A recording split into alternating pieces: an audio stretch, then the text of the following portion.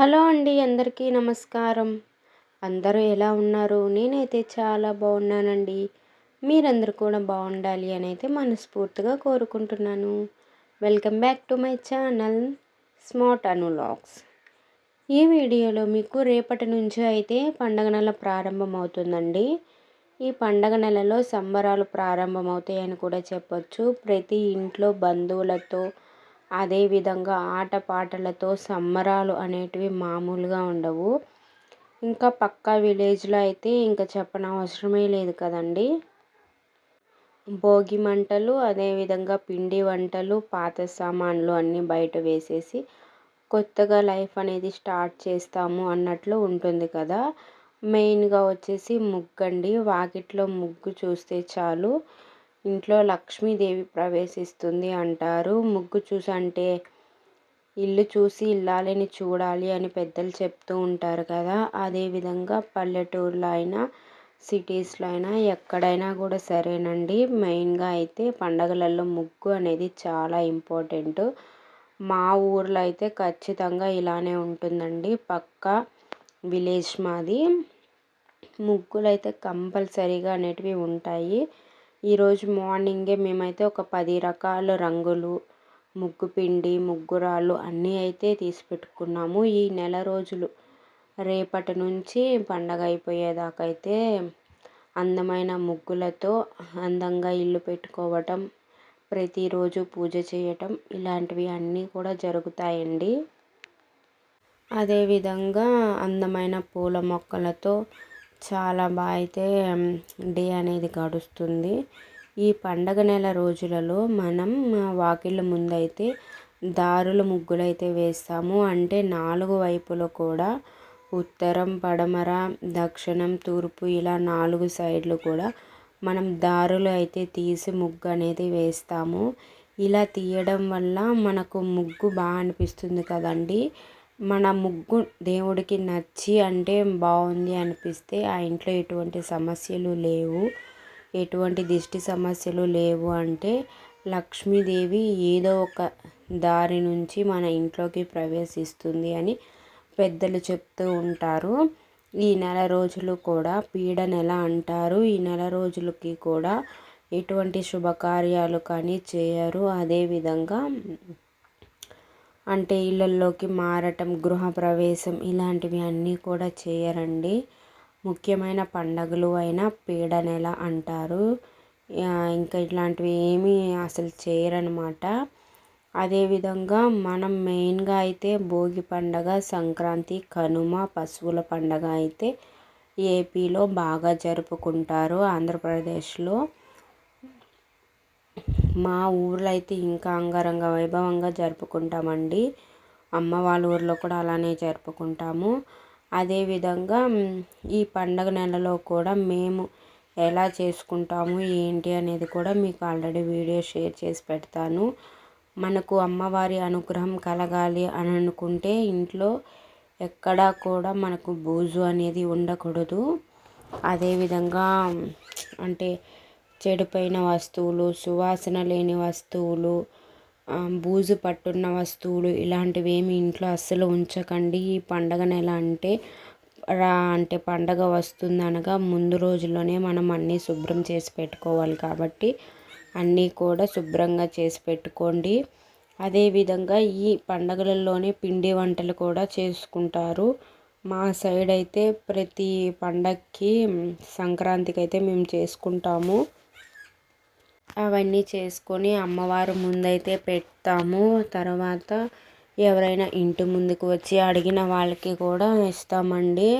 First నుంచి ఇలానే ఉంటుందన్నమాట. ఎవరైనా ఇంటి ముందుకు వచ్చి అడిగినా ఇవ్వటం, చేసుకోలేని వాళ్ళకి ఇవ్వటం ఇలాంటివి అన్నీ కూడా మా ఊర్లో జరుగుతాయన్నమాట. మేమైతే ఇప్పుడు కొత్తగా గృహప్రవేశం చేస్తే ఎలా ఉంటుందో అలా అయితే ఈ పండగలలో చేస్తామన్నమాట. మెయిన్గా అయితే ముగ్గు అందంగా ఉంచుకోవాలి.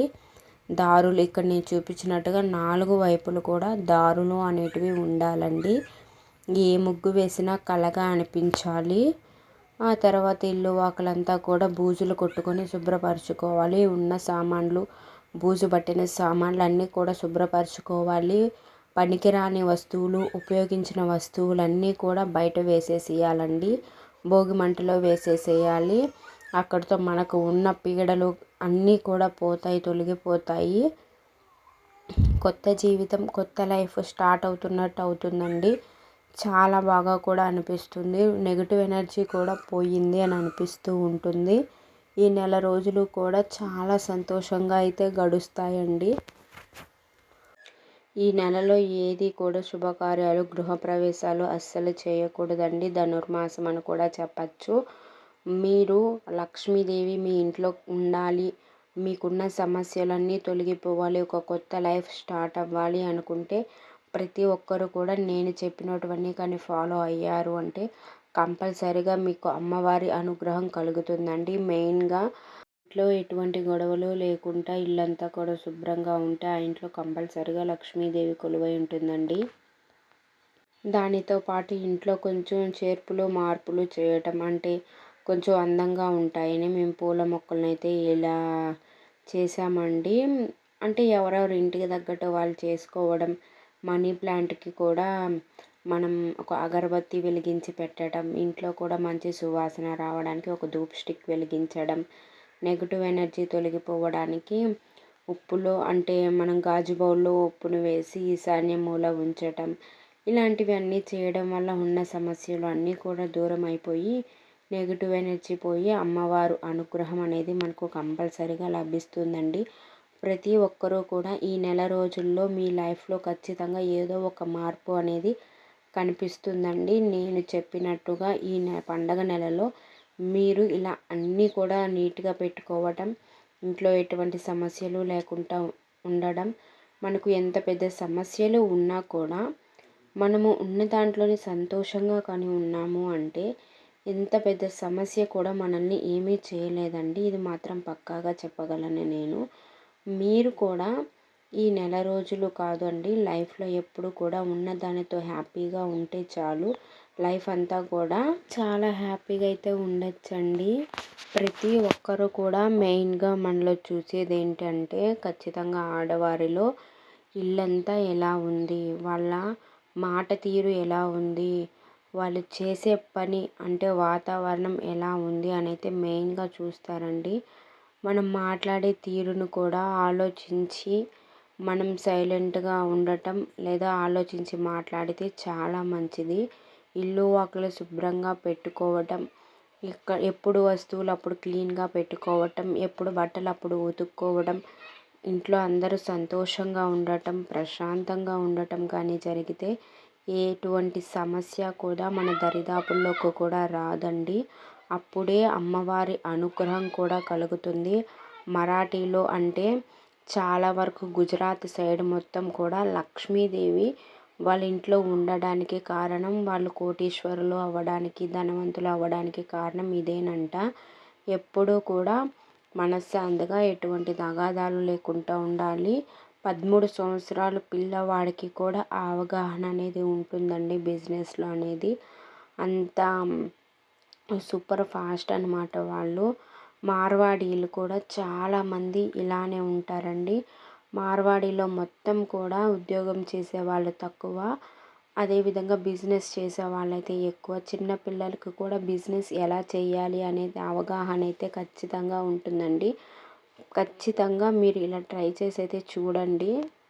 మార్వాడీలు చేసే మాదిరిగా మనమే చెయ్యాలని కాదండి. లక్ష్మీదేవి ఇంట్లో ఉంటేనే మనకు ఏదో ఒక దారి దొరుకుతుంది. కష్టపడతాము, అదేవిధంగా ప్రతిఫలం అనేది ఖచ్చితంగా దక్కుతుందండి. ఈ పండగ నెల రోజుల్లో అయినా మన ఇంట్లో సంతోషంగా ఉంటే చాలు, ఆటోమేటిక్గా అమ్మవారి అనుగ్రహం ఖచ్చితంగా కలుగుతుందండి. మీరందరూ కూడా ఇలా చేశారు అంటే ప్రతి ఒక్క అమ్మవారి అనుగ్రహం మీ కుటుంబానికి ఖచ్చితంగా ఉంటుందండి. ఈ వీడియో చూస్తున్న వారు అందరికీ కూడా సంక్రాంతి, భోగి, కనుమ శుభాకాంక్షలండి. Thank you.